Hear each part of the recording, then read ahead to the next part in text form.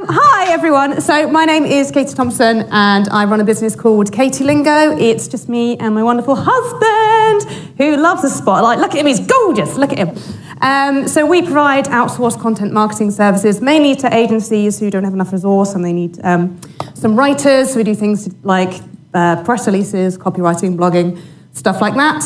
My background is very much in journalism, which is why I wanted to talk to you today about newsjacking. So today we're going to talk about the pros and cons of newsjacking and some alternatives to foster long-term trust as well as short-term virality. So, there we go. Let's get straight into it then. What is newsjacking? Well, as Luke's kind of covered, if something big happens in the news, we might use it to gain attention, particularly for things that are kind of maybe a little bit more formal, a bit more B2B. So we've got to be kind of on it, quite topical, thinking about how we can share our expertise, perhaps like a reaction article. For example, we've got Octopus Energy here. Oh, does this work? Yep, okay, so they were talking about zonal pricing for electricity prices. We've got Zero talking about changes in employment law. And we've got little old me, where BBC came to me to talk about AI in copywriting, which is very topical at the time.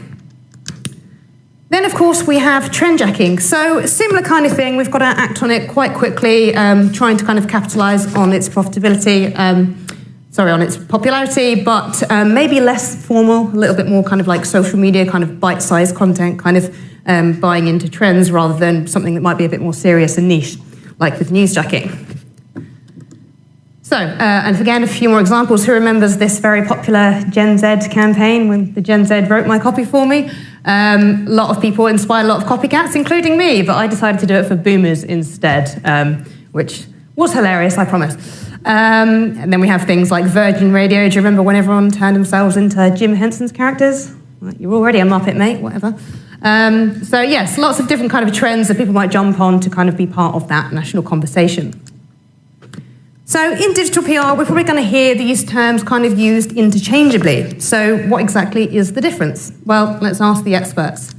So according to Meltwater, which is kind of a social listening tool, newsjacking very much staying in the news lane. So again, quite formal. So it might be a major weather event, like we've got Storm Benjamin going on right now. Maybe you're in the environmental sector doing a kind of opinion piece on that. Or maybe like a corporate scandal. We'll get to that in a bit. Whereas with trendjacking, it's a little bit more kind of like cultural themes, so something might happen over time, say something like the Met Gala, we might kind of revisit it, Kim Kardashian putting makeup on and wearing tights on her head, you know, stuff like that. So, we've all heard of newsjacking and trendjacking, right? We're all in digital PR. Why are we talking about it now? Well, with trendjacking or newsjacking, we tend to go a little bit viral if we're doing it well, right? But short-term fame doesn't always translate to success. Who here can tell me who this is? Aha, right, showing your age. Does your back hurt? This is Midjor from Ultravox, who in the 80s came out with a song called Vienna. Great song, do we know it? Means nothing to me.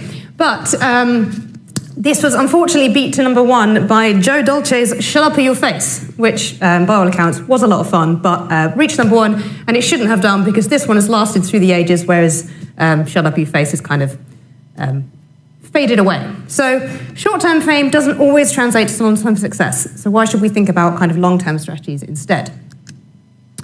Second, news comes from multiple sources nowadays. So something we look at every year is called the Reuters Digital News Report. Reuters is the second largest news agency in the world.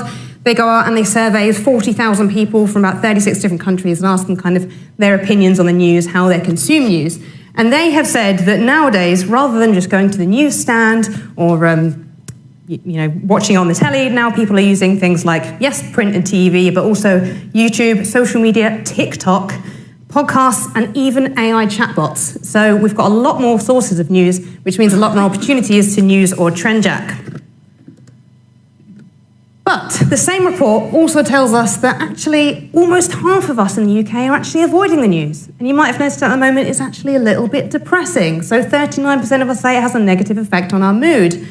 31% say we're actually just worn out by the amount of news that is happening. You know, too much coverage of politics, stuff like that. So we need to be wary of that if we are relying solely on newsjacking to get coverage. Another reason is you might have seen this in January 2025. Meta decided to get rid of fact checkers, which is quite scary. So what they wanted to do is they said they wanted to move to a more kind of crowdsourced system wherein, similar to on X, formerly Twitter, where people could say, actually, here's a community note, that is actually wrong. People could put forth their own contributions and say, this is fake news. Unfortunately, it hasn't really worked. So a journalist at the Washington Post called Jeffrey Fowler, he tried the new crowdsourced system, and he debunked 65 pieces of fake news on Meta, and actually only 3 of them were published. So we need to be really careful if we are jacking the news to make sure it is actually real news. So, with all of that in mind, this is why we're doing it now. Why do we do it in the long term? What are the advantages of newsjacking and trendjacking? And let me just say, I'm not here to speak badly of reactive PR, because it can be very good. For example, number 1, it's great for brand awareness. I'm sure some of you have heard of a teeny tiny agency called Rise at 7. So back in about 2021, very popular Netflix show called Squid Game came out, and they were working with a client called Soul Supplier. And this client noticed that they had a 7,500% increase in sales to white van shoes. So this was in line with Squid Game, people wearing them on the show. I wouldn't want to buy them if I was going to get killed, but hey-ho. And they took this data and they ran with it to the media. They got 500,000 social engagements, 16,000 clicks, and even a retweet from Netflix. Luke makes it look easy, but I think it's quite hard. So great for brand awareness there. Second of all, trends are memorable. So the word meme itself, it actually dates all the way back to 1976, and it appeared in Richard Dawkins' book, The Selfish Gene. It comes from the words phoneme and morpheme, which is like the smallest single unit of sound or information. So it's essentially a self-replicating chunk of information. So things like an inside joke or a popular culture reference, like we were on a break, stuff that kind of sticks in our head. So it's very memorable. Then, of course, trending topics are very relatable as well. Meme not only means phoneme and morpheme, but it also means same in French, which means if we see a meme like Beyonce going, actually, yeah, same, I feel that way too. And there's absolutely nothing wrong with being relatable and being human. So in 2018, this is one of my favourite campaigns to reference. KFC had a little bit of a screw-up insofar as they ran out of chicken. But instead of trying to cover it up, they ran with it, and they created this campaign that just says FCK, and it did really well for them. They got 53,000 brand mentions and 1.2 billion global reach. So it just goes to show that being a little bit human and relatable can really help. So, we've seen the reasons why we would trend on Newsjack, but why wouldn't we?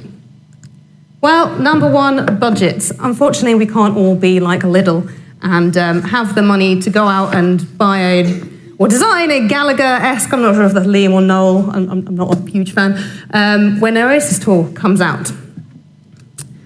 Next up, will it even show up on time, particularly if we're posting our content on LinkedIn? So you might have noticed in about June 2025, whenever you started posting stuff on LinkedIn, it wouldn't show up. Now, this is something that people initially thought was a bug, but actually they discovered that LinkedIn was doing this on purpose because they said it was less about being a breaking news platform and more about trying to help people find value, helping people find jobs. So it might be a case of, hey, I'm going to try and jump on this trend, but it's not going to show up for 2 weeks. Next up, insensitivity might cause a backlash. Who remembers the wonderful Coldplay corporate scandal? Yes? Yeah. So we all had a good laugh, you know, with people like Chipotle Chicken getting involved, saying it's okay to cheat, brilliant. Everyone got involved. But of course, the more people who get involved, the more people who get upset by it. So we have people saying, look, actually, they've got husbands, they have wives, they have lives that have been ruined by this. So I would say be careful about this if you're thinking about your brand values. In the same vein, we've seen things like Donald Trump jumping on the Jet2 meme for deportation, so classy. And then, of course, back to the Facebook and the fact-checking. Are we actually jacking news that is even true? And do we have time to be checking the facts of all the news that we are trying to jack there? We're all very busy, and we haven't got time to be going through checking to see if everything our mum has shared on Facebook is true. Next up, are we tracking vanity metrics? Does anyone remember this campaign? Yeah, a few years ago. So it was Burger King. It was a picture of a burger, and it was showing, hey, look at us. We don't use any preservatives. Our burgers go moldy. Brilliant. It went really viral. It got 8.4 billion impressions. However, it didn't actually translate to long-term sales. In fact, their sales actually dropped by 7.9%. Now, this is in-store sales. Obviously, there was a pandemic going on. They expected their sales to drop, but they only forecasted them to drop by 4.5%. So they dropped by even more, and McDonald's actually went up. So it wasn't just about the pandemic. In the same vein, around the same time, we had Weetabix. Do you remember the campaign where they put baked beans on the Weetabix? Brilliant. It was all the top of Google, sort of 100 on Google Trends, the term Weetabix at the time. But then a week later, it dropped down to 47, and a year later, it dropped down to 21. So short-term virality doesn't always mean long-term trust or sales. So with all of that in mind, we've seen the good, we've seen the bad. What can we do in addition to newsjacking or alongside it or as an alternative to make sure we're getting long-term trust with our customers?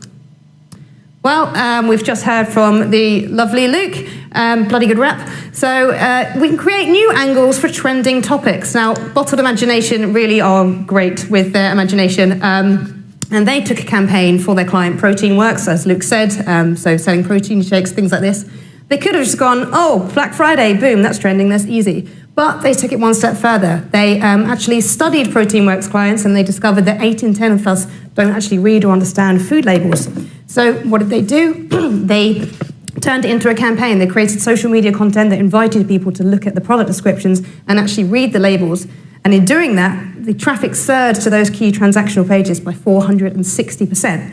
And not only did they do that, but actually they got really key insights into their customers, which they can use for future campaigns. Speaking of strange, imaginative ideas, we can also create unheard of collaborations. So we've got Andrex here collaborating with Bowel Cancer UK. A good friend of mine was actually working at Bowel Cancer UK at the time, and this was his idea. So this is called the Get On a Roll campaign, and the idea being that we put the symptoms of bowel cancer actually on the packaging of toilet roll or wet wipes or whatever Andrex sell.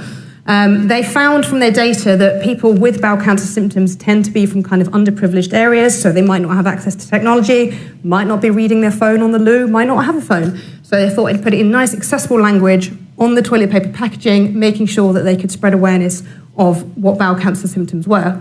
This was really important because at the time, the screening age for bowel cancer had been moved from 60 down to 50, and they managed to secure £2.3 million in funding from Andrex to raise awareness of bowel cancer symptoms. Speaking of which, we then have awareness days as well. So awareness days, obviously they are typical, they're kind of happening, happening at the time, but they can be repeatable, which is really important for stuff like your money or your life content.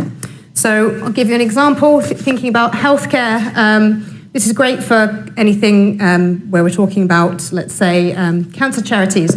We worked with York Against Cancer, and in the same way that you would in a kind of keyword research way, kind of mind mapping different ideas, we came up with campaigns for Skin Cancer Awareness Month, so things like sun health protection guides and Stoptober, stop smoking guides, things like that, which is really helpful content that we can kind of repeat year on year to get that long-term trust.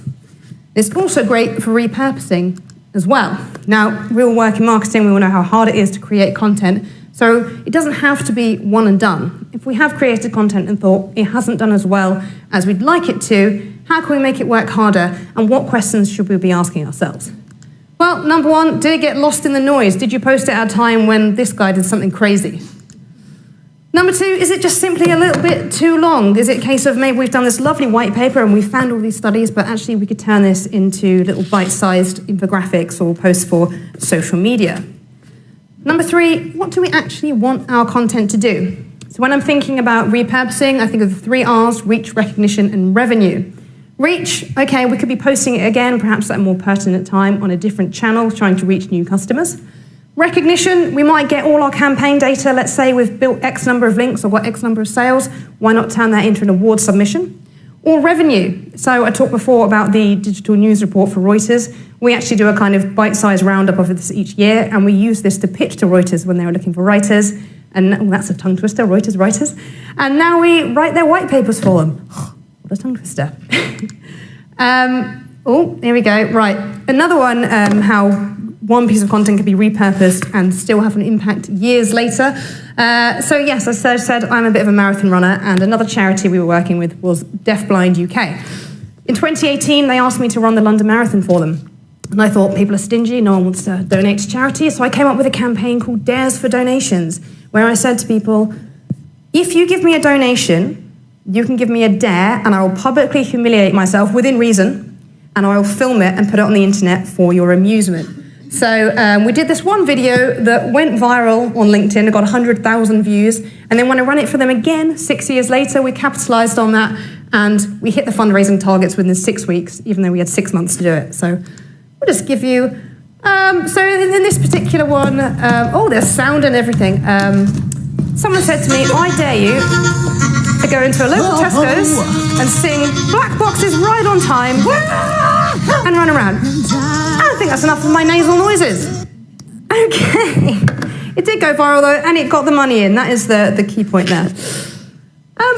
Next up, moving beyond my terrible singing, remember the newsjacking is largely about top of funnel content. So we've got awareness, but we've also got evaluation, consideration, conversion, loyalty, brand advocacy. So we don't always have to think about getting new eyes on the brand. Instead, let's make use of our existing communities. I'll give you an example. Have you all heard of Martin Lewis, the money guy? Yes? So he has a podcast that has got at least 2,000 reviews on the App Store. He repurposes his content and uses it as a newsletter for 13 million subscribers. So more touch points we have, the more we can foster long-term trust and get value from the content we're creating. Next up, ask your customers. So this is a little survey similar to the Reuters Digital News Report. It's from YouGov. It's a media consumption survey looking at people and how they consume media, how they use social media. And just to zoom in on that, it shows that in 2025, actually use of things like TikTok and LinkedIn has gone down, but Reddit has gone up.